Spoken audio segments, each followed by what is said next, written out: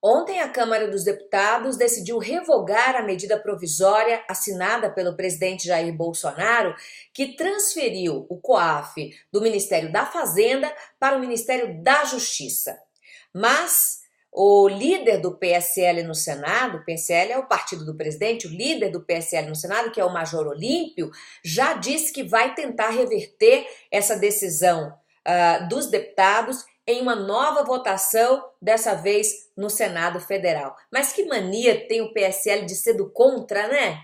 Que coisa. Bem, essa história de quem fica com o COAF, ela tem gerado muita polêmica, tem gerado muita confusão. Então vamos tentar esclarecer esse imbróglio. Bem, o COAF é o Conselho de Controle de Atividades Financeiras, que foi criado ainda no governo de Fernando Henrique Cardoso, através da Lei 9.613 de março de 1998, e ficou conhecida como Lei de Lavagem de Dinheiro. Além de ter criado o COAF, esse dispositivo legal, ele trata dos crimes de lavagem e ocultação de bens. O COAF, ele tem por objetivo, ele tem por missão, fiscalizar as operações financeiras, examinar e identificar suspeitas, indícios de atividades ilícitas e comunicar essas suspeitas às autoridades competentes para que sejam instaurados aí os devidos procedimentos ou processos legais. Então, o COAF é, por natureza, um órgão auxiliar do Ministério da Fazenda. Foi criado para isso. O COAF, ele ajuda na prevenção e na identificação de crimes financeiros.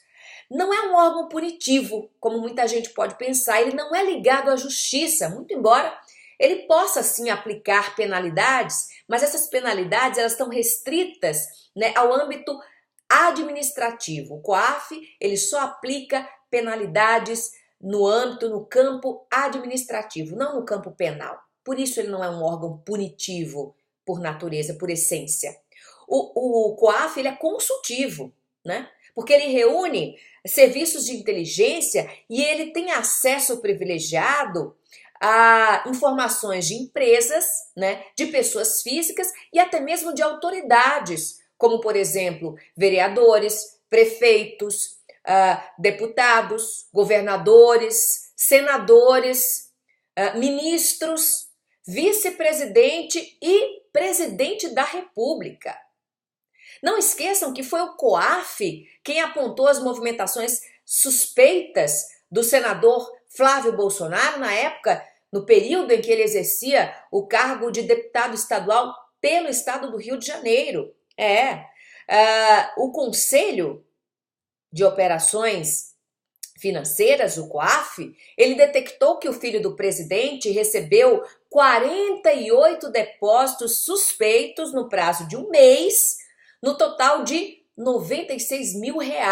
E todos esses depósitos eram realizados de 2 em 2 mil reais, a cada R$2.000, e eram realizados, depositados no caixa eletrônico da mesma agência bancária que fica dentro da Assembleia Legislativa do Rio de Janeiro.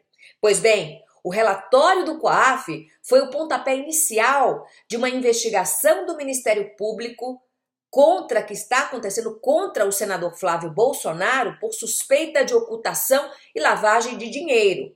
Foi graças ao diligente trabalho do COAF, que o Ministério Público pôde se municiar de provas e indícios de provas para pedir ao Poder Judiciário, e o Poder Judiciário já deferiu a quebra dos sigilos fiscal e bancário, tanto do senador Flávio Bolsonaro quanto do motorista Queiroz e de pessoas ligadas a esse grupo.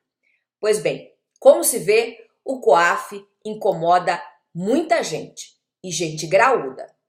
Então é de se perguntar por que o presidente Jair Bolsonaro decidiu, assim, por medida provisória, mexer no COAF e entregá-lo nas mãos do ministro Sérgio Moro.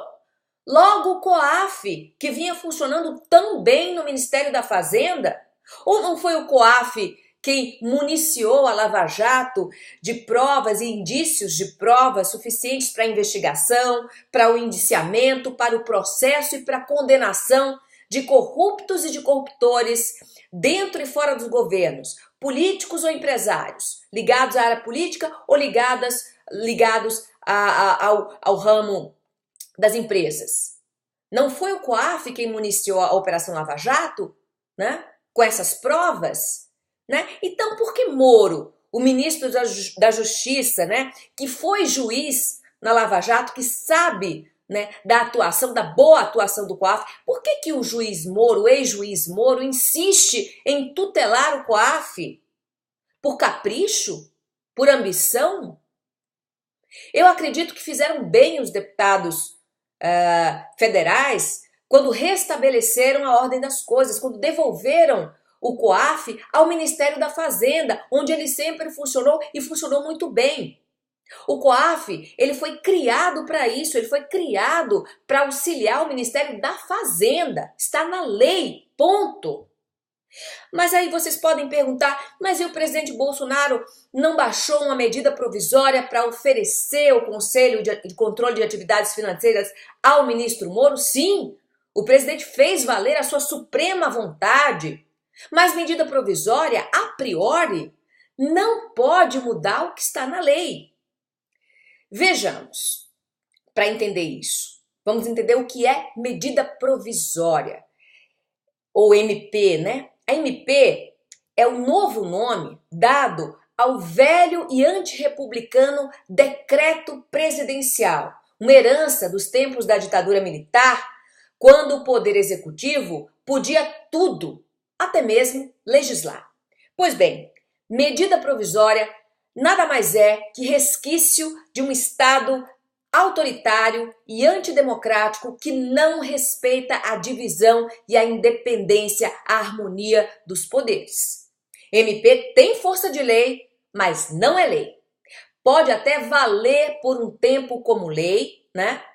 Mas para ser aceita como lei em definitivo, ela precisa ser ratificada, ela precisa ser confirmada pelo poder legislativo. Então, para que não reste dúvida, para que não fique aquele disse-me-disse, que fique bem claro. A última palavra sobre qualquer medida provisória, inclusive a que trata do COAF, é sempre do parlamento. E ponto final. Boa noite, Brasil.